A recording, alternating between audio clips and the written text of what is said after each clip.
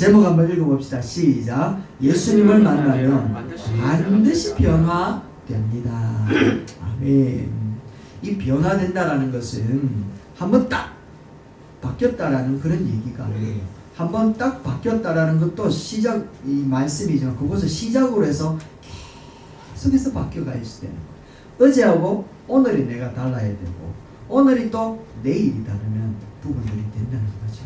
그러기 위해서는 중간에 항상 이래 매체가 있는데 그게 누군가 하면 예수 그리스도라는 겁니다. 여러분들도 오늘 예수 그리스도를 만남으로 인해서 어제와 다른 오늘을 살아가는 여러분 되시기를 주의 이름으로 축원합니다. 황해도에 가면 깡패 목사로 유명한 김익두라고 하는 사람이 있습니다. 김익두 목사님 들어보셨습니까? 김익두 목사님 초대 우리 한국 교회에 선풍적인 능력을 발휘하셨고 복음 전가하는데 가장 귀하게 사용되어진 분 중에 한 분이시죠. 이분은요 예수 믿기 전에 장날이 되어지면 동네 황해도 그 주민들은요 김익두 안 만나는 게 소원이랍니다. 그래서 장날이 되면 전부 다 예수 믿는 사람들이래. 왜냐하면 하나님 김익두 안 만나게 해주십시오. 이렇게 말해서. 왜냐하면 만나기만 하면 이 장판이 깽판이 되어버리기 때문에 그런 거예요. 다 뒤집어 엎어버리고 다 막 혼쭐이 나는 그런 부분이 되더라는 겁니다. 그런데 이 김익두라고 하는 사람이 예수 그리스도를 영접했다는 거 아니겠습니까? 예수님을 믿고 하나님의 은혜를 받으니까 어마어마하게 변화되어지는데 이 사람이 하는 말이 뭔가 하면 예수는 내가 믿고 복은 네가 받는데 이래 된 거예요. 옛날에 자기였으면 얻어 터져도 12번도 더 얻어 터졌을 텐데 예수는 자기가 믿으니까 그런 사람들을 만날 때마다 은혜로 용서를 하시는 겁니다. 그래서 예수는 내가 믿고 너 같으면 옛날에 죽었을 긴데 너는 살았다. 이런 말들을 많이 했답니다. 한 번은 전도를 하는데 사람들이 하는 말이 뭔가 하면 에이 뭔가 보여주면 내가 예수 믿지 라고 이야기를 하더래요. 그러니까 이제 김익두라고 하는 이 목사님이 하시는 말이 무엇을 보려고 하십니까? 내가 변한 것을 보면 예수님이 있다는 거 안 믿겠습니까? 이래 얘기하더라고요. 김익두 목사님의 이런 고백이 우리의 고백도 되기를 주의 이름으로 축원합니다. 예수님 어딨노? 하나님 어딨노? 이야기하면 날 보면 안 알겠나? 라고 이야기하는 거.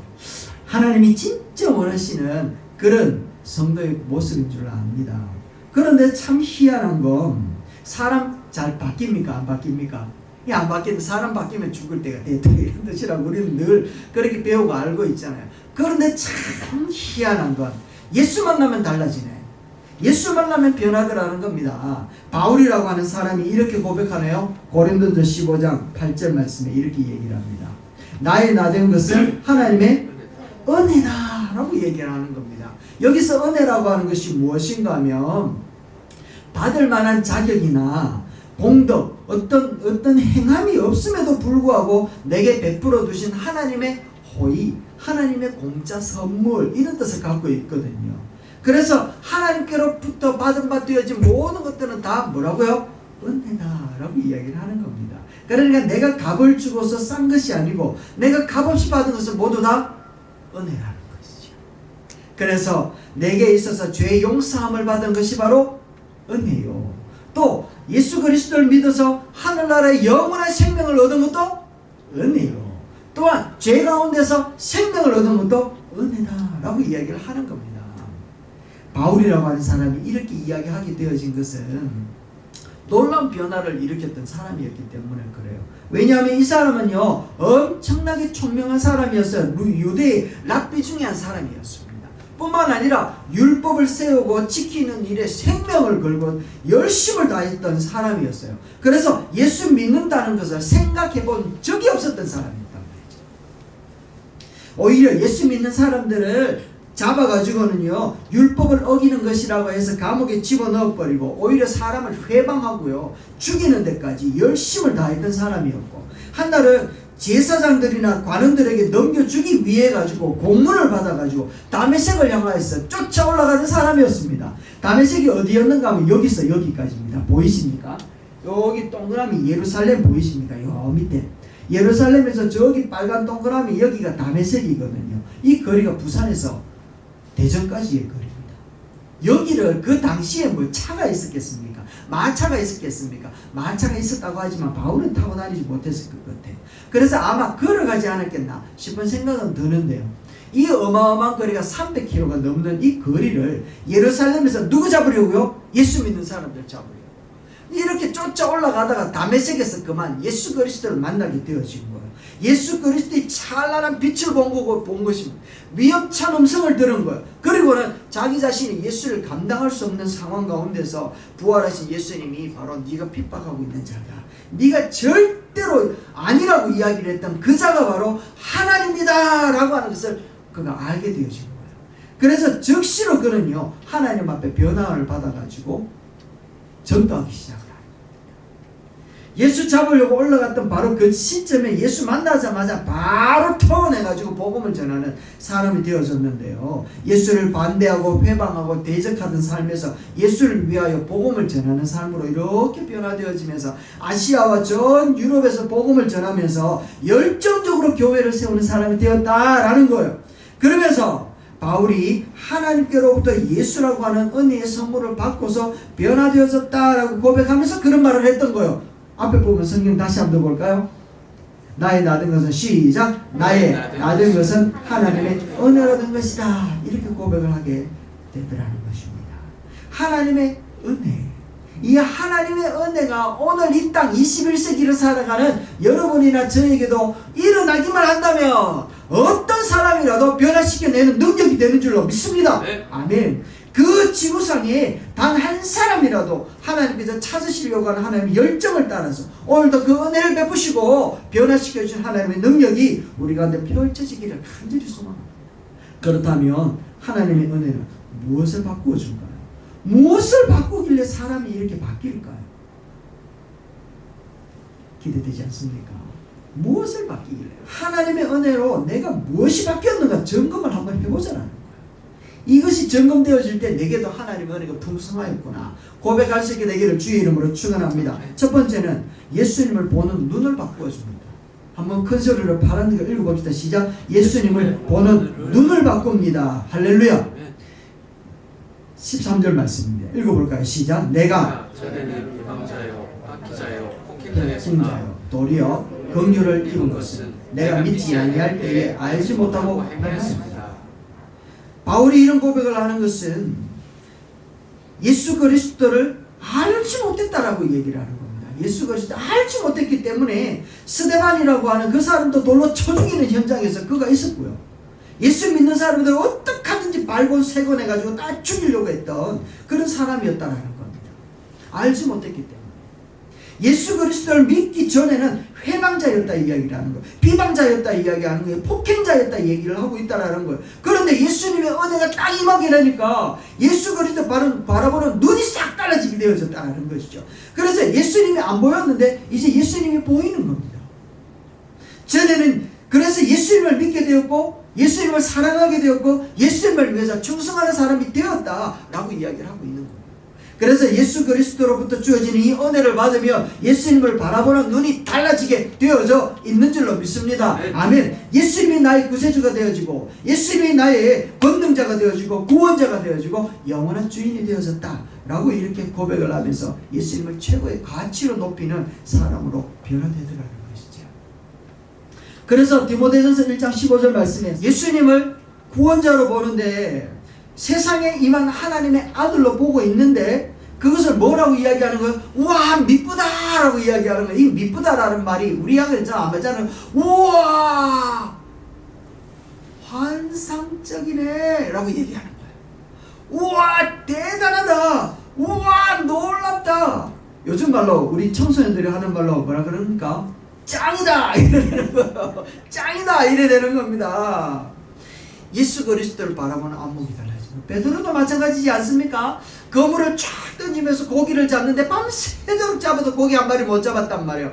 그래서 이제 그 갈릴리 지역에 한 청년이 쭉 거닐다가 와가지고 베드로를 보고 하는 말이 깊은 데로 가서 그물을 오른쪽에 던져라 라고 이야기를 하는 겁니다. 이미 이 베드로는 저기 예루살렘에서 세례 요한을 통하여서 예수라고 하는 청년이 어떤 사람인지에 대해서 들었고 알고 있었던 때였어요. 그렇지만 직접적으로 어떤 관계가 있었던 것은 아니었던 상황에서 예수라고 하는 청년이 고기 잡고 있는 자기 집 앞으로 이렇게 찾아온 겁니다. 직장으로 찾아온 거예요. 그러면서 깊은 곳에 그물을 던져라 이야기를 하니까 베드로가 하는 말이, 선생님, 우리가 밤을 맞도록 수고하였지만 아무것도 잡지 못했어요. 그런데 그 예루살렘에서 한 4개월 전에 당신이 행하였던 일들을 보니까 뭔가 당신은 능력자인 것 같아. 그래서 당신의 말을 의지해서 한번 해보겠습니다 라고 하면서 깊은 데로 가서 그물을 쫙 던진 거예요. 그림 한번 보여주실래요? 던졌는데요, 그리고 난 다음에 어떻게 된 현상인지 고기들이요, 그물이 고기를 잡은 게 아니라 고기가 그물 속으로 들어오네. 이야, 이런 일이 있을 수가 있죠. 예수님이니까 그런 일이 벌어지는 거예요. 그래서 베드로가 놀래가지고 고기를 잡아 올리고 난 다음에 막 옷을 주섬주섬 입고는 그때 그 예루살렘 지역에서 8개월 동안 보았던 예수님의 능력이 자기에게도 나타난 것을 보고 깜짝 놀라가지고 베드로가 하는 말이 무엇인가 하면, 주여 나를 떠나소서, 나는 뭐라고요? 죄인이로소이다 라고 이야기를 하더라는 겁니다. 예수님이 고기를 잡기 직전에는 뭐로 보였는가 하면, 선생님이요, 랍비요, 그래도 좀 뛰어난 그런 나보다 좀 나은 사람이요 라고 이야기를 했는데, 기적을 맛보고 은혜를 맛보고 난 다음에 그가 하는 말이 무엇인가 하면 예수님을 향하여 주여 my Lord 라고 이렇게 외치고 있다라는 겁니다. 다시 이야기를 하면, 당신은 나의 주인이십니다. 당신은 나의 왕이십니다. 그러니까 내가 당신 앞에 설 수 있는 방법이 없어요. 왕 앞에 섰을 때에는 나는 죄인으로 죽을 수밖에 없다라는 것을 그는 알았던 거예요. 그래서 나를 떠나소서 라고 이야기를 하고 있는 겁니다. 여러분, 예수 그리스도의 은혜를 받고 나니까 예수 그리스도를 바라보는 안목이 달라지더라는 겁니다. 예수 그리스도로부터 주어진 은혜를 받기 전에는 예수 그리스도 하나의 선생이요, 나의 문제를 풀어주는 어떤 그 뛰어난 그 그 과외 선생과 같이 내 인생의 문제를 해결해주는 해결사처럼, 나의 그 어려운 그 질병을 고쳐주시는 의사처럼, 나의 그 묶여있는 것을 풀어주는 해결사처럼 그렇게 느껴졌던 예수님이었는데, 예수님으로부터 은혜를 받는 순간, 당신은 나의 왕이라이다, 당신은 나의 주인이나이다 라고 고백을 하면서 예수 그리스도를 바라보는 안목이 달라지게 된다는 것입니다. 여러분들은 어떻게 예수 그리스도를 바라보고 있습니까? 예수 그리스도는 오늘 우리의 영원한 대속자요, 우리 죄에서 우리를 구원하여 주신 속량자이시며 영원한 형벌에서 구원하여 주신 구원자이신 줄로 믿습니다. 이 믿음이 나타나게 되어져 있다는 것이죠. 나를 지옥 형벌에서 건져내신 구원자, 나를 죽은 자 가운데서 다시 살려내실 부활의 주님, 이게 보이게 되어져 있다는 것이죠. 이게 바로 은혜의 능력이라는 겁니다. 두 번째는요, 은혜는 무엇을 바꾸는가 하면 나를 보는 눈을 바꿔줍니다. 파란 거 읽어볼까요? 시작. 나를 보는 눈을 바꿉니다. 디모데후서 1장 13절입니다. 시작. 내가 전에는 비방자요, 박해자요, 폭행자요, 15절에는 죄인 중에 내가 괴수다 라고 이야기를 하는 겁니다. 옛날에 예수 그리스도를 만나기 전에는요, 자기 자신은 그 가말리알 문화에 있었고 바리새인 중에 바리새인이요, 로마 시민권을 가진 자였기 때문에 자기보다 큰 자는 없는 줄 알았어요. 그래서 그는요, 가는 곳마다 나는 사울이라고 이야기를 했다라는 거예요. 사울의 뜻이 무엇인가 하면 큰 자, 나는 큰 자다 라고 이야기를 하고 다녔다라는 거예요. 그런데 은혜 받고 난 다음에 그 사람이 뭐로 부르기 시작을 했는가 하면, 나는 사울이 아니라 바울과 같은 자입니다 라고 이야기를 하면서 바울로 불려지기를 원했던 거예요. 다시 이야기하면 히브리 말로는 사울, 어마어마하게 큰 자인데 헬라 말로는 바울로 불려지기를 원했던 거예요. 그래서 나를 바울로 불러주세요 라고 이야기를 하면서 자기 자신이 예수 그리스도를 만나고 나니까 자기가 예수님의 믿기 전에 자기의 모습이 쫙 보여지게 되어지고, 자기의 그 모습을 보고 난 이후에 예수 그리스도를 만난 다음에 자기가 또 보여지게 되어지는 것. 그러다 보니까 자기는 가장 작은 자요, 죄인 중에 괴수요, 은혜를 받고 보니까 자기가 어떤 자인지 하나님 앞에 보여지기 시작했다라는 거예요. 이게 바로 예수 그리스도의 능력이요, 은혜의 능력이라는 것입니다. 여러분들을 어떻게 보고 있습니까? 흑인 운동가였던 말콤 X라고 하는 분이 있습니다. 이 사람은요, 흑인 문학 베스트셀러 작가인데, 이 사람은 어려서부터 자기가 흑인이라고 하는 사실 때문에 너무너무 상처를 받은 사람이었습니다. 그래서 부모님한테 왜 나를 흑인으로 낳아줬습니까? 왜 엄마 아빠를 흑인입니까? 라고 하면서 엄청난 불만을 가지고 살았더랬습니다. 열등감에 쌓여져 있었고요. 거울을 보면서 그 검은 얼굴을 벗겨내기 위해서 온갖 돌을 자기 피부를 벗겨내기 위해서 그렇게 애를 썼던 사람이 바로 이 사람이었더랬습니다. 모든 것들이 허사였고, 아무리 닦아도 검은 피부는 휘어지지 않고 피가 내쳐가고 두문불출하며 있는 그런 상황 가운데에 친구 하나가 전달해주는 복음 하나를 받아들이고 그가 예수 그리스도를 영접하고 난 다음에 그의 상황이 싹 다 달라지기 시작을 하는 겁니다. 자기 자신을 보는 눈이 달라졌어요. 자기 자신이 하나님의 무한한 값진 새로운 창조물이다 라고 하는 사실에 깨달음이 왔다라는 거예요. 거기에 은혜를 받은 것이죠. 그래서 하는 말이 뭔가 하면 검정색도 아름답다라는 거예요. 검은 것도 아름답다. 검은 피부가 아름다운 이유가 있는데, 검은 피부를 가진 사람도 하나님이 창조한 하나님의 형상을 닮은 하나님의 창조물이기 때문에 아름답다. 검은 피부도 하나님의 창조물이다 라고 하면서 아름다움을 깨닫게 되어진 거예요. 아무런 형편도 달라진 것이 없고 아무런 상황도 달라진 것이 없고 검은 피부가 흰색으로 변하는 것들이 하나도 없음에도 불구하고 그는 자유를 누리기 시작했던 거예요. 이게 바로 하나님의 은혜였다라고 이야기를 하는 겁니다. 그는 그동안 아팠던 경험들, 감정들을 글로 썼는데 그것이 바로 베스트셀러가 되었다라는 것이죠. 외부적으로는 하나도 달라진 것이 없었던 이 말콤 X가 은혜 받은 것 하나 때문에 달라졌다라는 겁니다. 자기를 바라보는 안목이 싹 달라졌다라는 것이지요. 여러분들 어떻습니까? 우리는 하나님 앞에서 본질상 죄인이고 진노받을 수밖에 없는 그런 자들이었지만 예수 그리스도에서 믿음으로 말미암아 새로운 창조물이 된 줄로 믿습니다. 아멘. 그래서 머리 좀 벗기시면 어떻노? 키 좀 작으면 어떻고 얼굴이 좀 못생기면 어떻습니까? 우리는 하나님 앞에 다 같은 새로운 창조물이라는 거예요. 할렐루야. 그래서 외모에 대해서 너무 비관하지 마세요. 어차피 50 넘어보니까 그 사람이 그 사람이더라고요. 우리는 다시 한번 생각해 보아야 됩니다. 나는 하나님의 형상대로 지음받은 자이기 때문에 하나님 닮은 최고의 걸작품이다. 맞습니까? 자기 앞에 얘기해보세요. 나는 걸작품이다. 할렐루야.